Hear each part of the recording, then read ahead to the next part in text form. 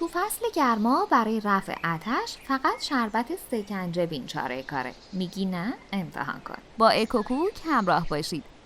دکمه سابسکرایب رو هم بزنید تا این آموزش رو همیشه داشته باشید.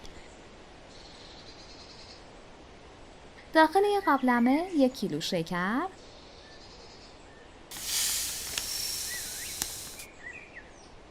نیم لیتر آب بریزید،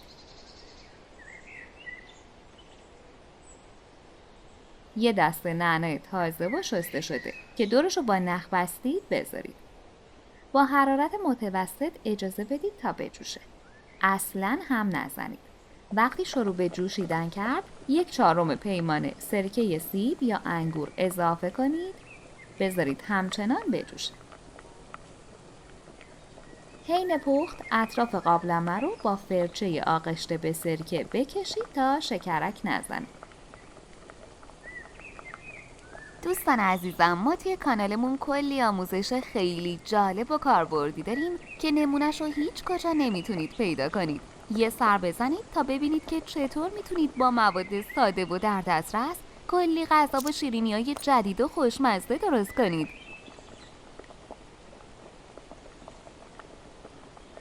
کف روش رو هم جمع کنید.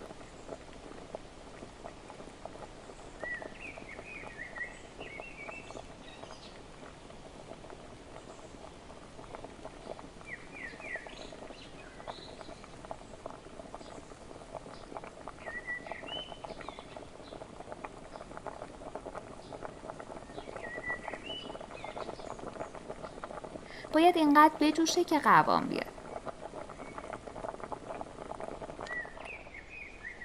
کمی از شربت رو داخل یه بشقاب بریزید.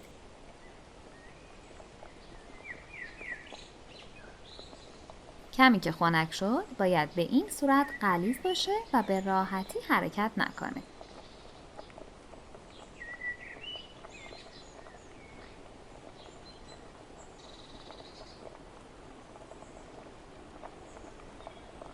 وقتی به غلظت مورد نظر رسید دسته نعنا رو از قابلمه خارج کنید.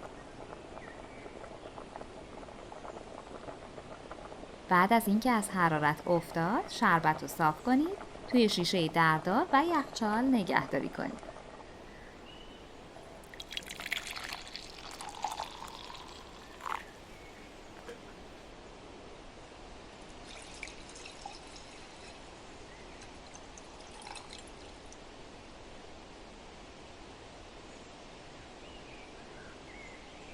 مقداری از شربت رو داخل آب بریزید.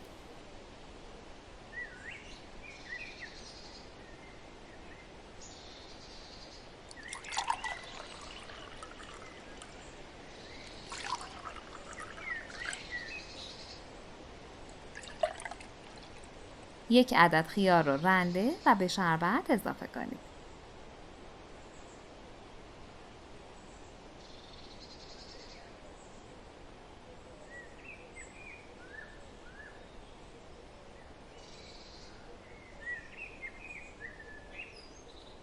میتونید کمی رنگ خوراکی سبز یا زعفران دم کرده بهش اضافه کنید. من همینطوری رنگ طبیعیشو دوست دارم. شربت سکنجبین با کاهو سرو میشه. با خیار رنده شدم خیلی دلنشین میشه. این شربت سنتی پر از خاصیته. حتما امتحانش کنید. اگه از این آموزش خوشتون اومد، باید بگم که ویدیوهای جالبتری هم توی کانالمون داریم که حتما باید ببینید. ممنون از وقتی که گذاشتید و این آموزش رو تماشا کردید.